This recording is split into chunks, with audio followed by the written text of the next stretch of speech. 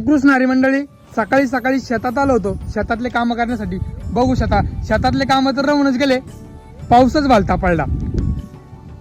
बघू शकता पाणीच पाणी करून टाकलं सगळं. आंब्याची शाकी सापडलं का ते आता खाऊन घेतो.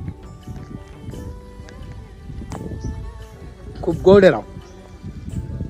असं नॅचरल जीवन जगणं फक्त शेतकरी जगू शकतो, आणि असे झाडाचे आंबे पडलेले फक्त शेतकरी जाऊन खाऊ शकतो, तुमच्यासारखे नाही रे.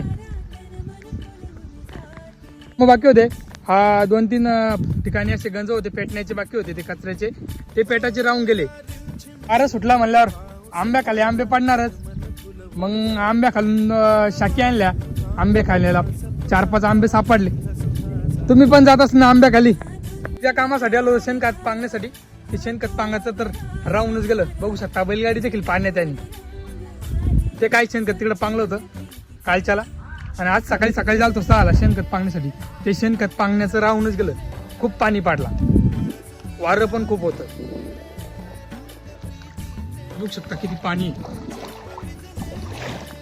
काही मित्रांनो, आपला जर व्हिडिओ आवडला असेल तर अकाउंटला फॉलो करून घ्या. तोपर्यंत